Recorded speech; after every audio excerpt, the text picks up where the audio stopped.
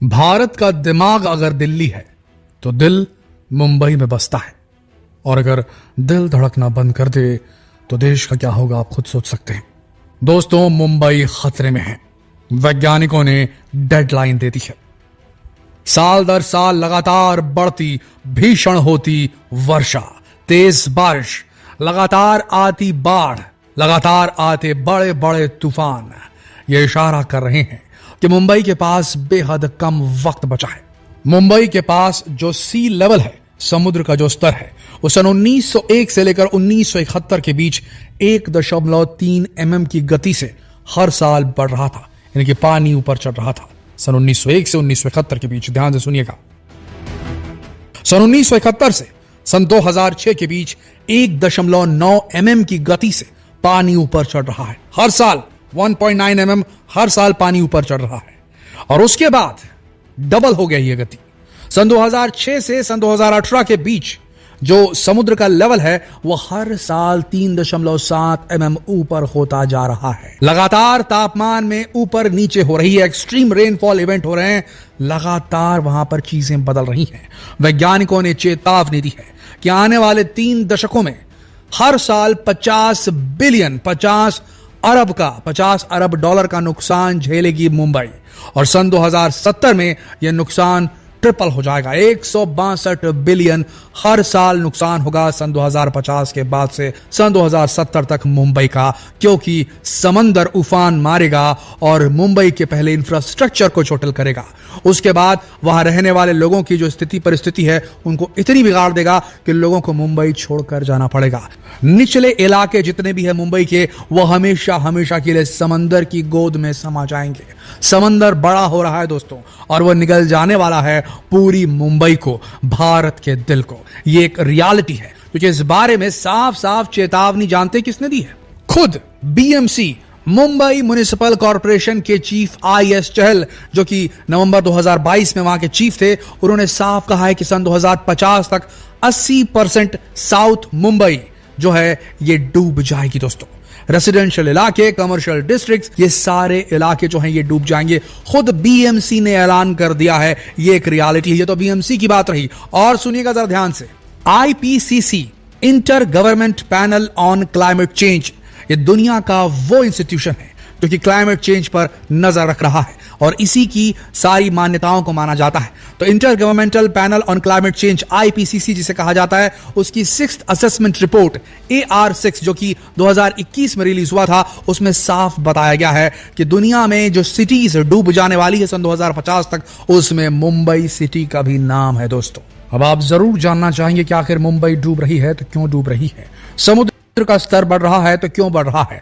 ध्यान से सुनिए, क्योंकि इसके पीछे सिर्फ ग्लोबल वार्मिंग, सिर्फ क्लाइमेट चेंज नहीं है, और भी कई ऐसी चीजें हैं जिनकी वजह से मुंबई डूब रही है। और दुनिया भर के बहुत सारे कोस्टल सिटीज जो समुद्र तट के करीब हैं, जो शहर हैं बेहद अहम है अलग अलग देशों के लिए, वो भी डूबने वाले हैं। वो कौन से शहर है वो भी ध्यान से सुनिएगा। सबसे पहली चीज, ग्लोबल वार्मिंग। अच्छा, ग्लोबल वार्मिंग है क्या? देखिए, ग्लोबल वार्मिंग कहा जाता है जब अर्थ, धरती का जो एवरेज सरफेस टेम्परेचर है, धरती का जो तापमान है, वो बढ़ने लगता है। अब वो ह्यूमन एक्टिविटीज की वजह से भी होता है, और खुद अर्थ की जियोलॉजिकल जो चीजें चेंजेस आती हैं उसकी वजह से भी होता है। ह्यूमन एक्टिविटीज में जो फॉसिल फ्यूल, पेट्रोल, डीजल हम बर्न करते हैं, कोयला हम बर्न करते हैं बिजली पैदा करने के लिए, सब कुछ आ जाता है। इससे होता यह है कि ग्रीन हाउस गैसेस, जिसमें कार्बन डाइऑक्साइड भी आती है, जो कि हीट को अपने अंदर अब्सॉर्ब कर लेती है, यानी कि गर्मी को बढ़ा देती है एटमॉस्फेयर के, वो आती है। इनका ज्यादा स्राव होने लगता है, ग्रीन हाउस गैसेस बढ़ जाती हैं एटमॉस्फेयर में, और धरती का तापमान बढ़ने लगता है, और इसका असर सीधे सीधे समंदर के जल स्तर और बेहद अजीब एक्सट्रीम वेदर इवेंट्स का ये आगमन का एक इशारा होता है। जब ग्लोबल वार्मिंग धीरे धीरे बढ़ती जाती है, धरती जो है धीरे धीरे गर्म होती जाती है, ग्लोबल वार्मिंग कहते हैं। इसके अलावा जो एक और इंपॉर्टेंट फेनोमेनन हो रहा है उसे कहते हैं थर्मल एक्सपांशन। इसके बारे में शायद आप ना जानते होंगे। देखिए, जब तापमान बढ़ता है तो याद रखिएगा, धरती जो है वो 70% जो है उसकी सरफेस पानी से ढकी हुई है, समुद्रों से ढकी हुई है। तो धरती जब गर्म हो रही है तो समंदर की ऊपरी सतह भी गर्म होगी, और वो अगर गर्म होगी तो उससे क्या होगा? पानी को जब गर्म किया जाता है तो वो फैलता है, एक्सपांड होता है।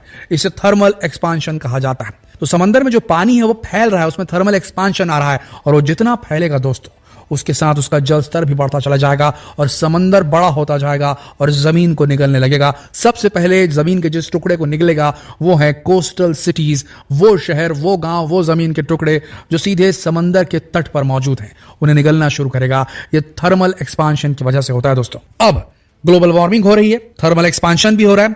अब ग्लोबल वार्मिंग की वजह से क्या होता है, जो पानी बर्फ के फॉर्म में कोल्डर रीजन्स में जमा है, पोलर रीजन्स में जमा है, जो ध्रुवीय क्षेत्रों में ग्लेशियर्स में जमा है, और साथ में ग्लेशियर्स ही नहीं दोस्तों, जो पहाड़ी इलाके हैं धरती में और दूसरी जगह, पोलर रीजन छोड़ दीजिए, ध्रुवीय क्षेत्र छोड़ दीजिए, अलग अलग जगह जो हाई ऑल्टीट्यूड वाले माउंटेन्स है जिनके ऊपर में बर्फ जमती है, जैसे कि हमारे हिमालय पर्वत पोल्स में नहीं है, वो बीच में पड़ते हैं, लेकिन उनकी हाइट ज्यादा है, वहां पर बर्फ जमती है, वहां से भी जो बर्फ की जो चादर है वो धीरे धीरे गल रही है। तो बर्फ जहां कहीं भी मौजूद है धरती पर वो गल रही है, जिससे धीरे धीरे करके ये जो पानी वहां से निकलता है बर्फ के गलने से, वो पहले नदियों में जाता है और नदियों का पानी ड्रेन होता है समुद्रों में। तो कुल मिलाकर समुद्रों का जो जलस्तर है वो लगातार बढ़ता चला जा रहा है।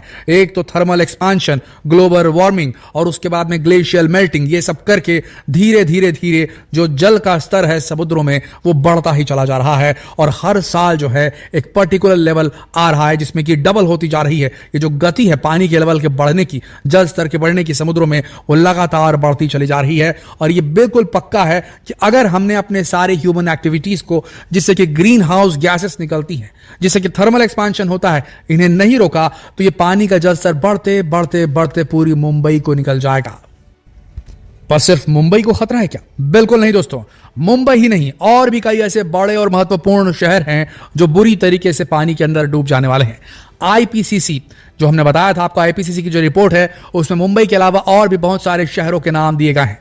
यूं तो इस लिस्ट में जो आईपीसीसी ने जारी की थी उसमें बहुत सारे शहरों के नाम हैं, लेकिन हम चुनिंदा शहरों को ही कवर करेंगे। उसमें पहला शहर है जकार्ता, इंडोनेशिया का जकार्ता, एक बहुत ही महत्वपूर्ण शहर इंडोनेशिया के लिए। यह सबसे तेजी से डूबता अर्बन सिटी है, सबसे तेजी से डूबता अगर कोई शहर दुनिया में है जो ये ग्लोबल वार्मिंग को फील कर रहा है, समुद्रों के बढ़ते जल स्तर को फील कर रहा है, वो है जकार्ता। जकार्ता में जल स्तर तो बढ़ता ही जा रहा है। दूसरी चीज, वहां पर ग्राउंड वाटर, जो जमीन के नीचे पानी का अंडरग्राउंड सोर्स था, उसको बेतहाशा दोहन किया गया है, निकाला गया है, जिसकी वजह से वहां पर वेट ऑफ बिल्डिंग्स का बहुत ज्यादा भार भी है, पानी भी जमीन से निकाला जा रहा है, तो जमीन नीचे धंस रही है और समुद्र का लेवल बढ़ रहा है। क्लाइमेट चेंज हो रहा है, जिसके चलते जो है ये पूरा जकार्ता शहर जो है 2050 तक पूरी तरीके से डूब जाएगा, यह बताया जा रहा है। और ये वहां की गवर्नमेंट ने तो यह भी प्लान कर लिया है कि जकार्ता को पूरी तरीके से उठाकर, वहां की आबादी को उठाकर दूसरी जगह आइलैंड ऑफ बोर्नियो बताया जा रहा है, वहां पर इन्हें शिफ्ट किया जाने वाला है। तो इतनी बड़ी समस्या जकार्ता इंडोनेशिया में हो गई है। बात करें हमारे पड़ोसी मालदीव की, मालदीव के साथ संबंध अभी भारत के खराब हुए हैं। ये मालदीव जो है, यहां पर 1000 कोरल आइलैंड का ये मालदीव है, लेकिन यहां पर जो एवरेज हाइट है या ग्राउंड लेवल हम कहें, समुद्र तल से ग्राउंड लेवल जो है वो 1.5 मीटर की ऊंचाई पर है महज। 1.5 मीटर तो कभी भी डुबा देगा समंदर, इस प्रकार की स्थिति में है इसका। और इसके लिए यहां पर सी वॉल्स बना रही है मालदीव की सरकार। हर द्वीप को जिसको बचाना चाहती है उसमें सी वॉल्स बनाई जा रही, पर कितना इफेक्टिव होगा ये कोई नहीं कह सकता। बात करें फिजी की और दूसरे स्मॉल आइलैंड्स की, तो फिजी में भी यही समस्या हो रही है। पैसिफिक और इंडियन ओशन के अंदर में ताबड़तोड़ क्लाइमेट चेंज का असर मिल रहा है, जिसके चलते साइक्लोन्स इंटेंस होते जा रहे हैं। जो तूफान आते हैं उनकी जो भीषणता है वो लगातार बढ़ती जा रही है और सी लेवल तो बढ़ते ही जा रहे हैं। पानी जो है, जो समुद्र का पानी है, उसकी सैलिनिटी लगातार बढ़ रही है। दोस्तों, कुल मिलाकर देखा जाए तो फिजी के ऊपर भी इस प्रकार का एक खतरनाक खतरा मंडरा रहा है डूबने का। देखिए दोस्तों, जब कार्बन डाइऑक्साइड का लेवल एटमॉस्फेयर में बढ़ जाता है तो समंदर का पानी सबसे ज्यादा कार्बन डाइऑक्साइड को अवशोषित करता है, अब्सॉर्ब करता है, जिससे उसके अंदर एसिडिफिकेशन हो जाता है। तो जो एसिडिटी है समुद्री पानी की, वो लगातार बढ़ती जा रही है। जितना ज्यादा एसिडिक होगा समुद्र का पानी, उतना ज्यादा असर पड़ेगा इसके अंदर जो मरीन लाइफ है, वो शैवाल, वो जली जीव सब खत्म हो जाएंगे। और शैवाल जो है समंदर के अंदर के दोस्तों, ये सबसे बड़ा फोटोसिंथेसिस करते हैं धरती के ऊपर। जितने वर्षावन नहीं करते उतना ये शैवाल, ये एल्गे, ये काई करते हैं। अगर ये काई खत्म हो गई समंदर के अंदर जमी हुई, ये जो एल्गे है खत्म हो गया, तो ऑक्सीजन की आपूर्ति धरती को नहीं हो पाएगी। सबसे ज्यादा ऑक्सीजन पैदा करते हैं। अगर ये ऑक्सीजन पैदा नहीं करेंगे तो धरती में ऑक्सीजन कम होने लगेगी और ज्यादा कार्बन डाइऑक्साइड बढ़ती जाएगी और ये साइक्लिक मैनर में तापमान धरती का लगातार बढ़ता जाएगा, कुछ नहीं बचेगा दोस्तों फिर धरती के ऊपर। फिर क्या मुंबई और क्या दिल्ली, कुछ नहीं बचेगा। तो स्थिति इस प्रकार की निर्मम हो चुकी है। अगर हम जल्दी नहीं जाके, अगर हमने जल्दी फॉसिल फ्यूल्स का अल्टरनेटिव नहीं खोजा तो हमारा अस्तित्व नहीं बचेगा। आशा करते हैं इस वीडियो से आपको कुछ सीखने को मिला होगा। अगर ये वीडियो आपको सही संदेश दे पाई तो उसे जितना हो सके शेयर करें, फेसबुक पर, व्हाट्सएप पर, यूट्यूब पर। जल्द मिलते हैं आपसे अगले वीडियो में, तब तक के लिए आप सबका इस वीडियो के अंत तक बने रहने के लिए दिल से धन्यवाद।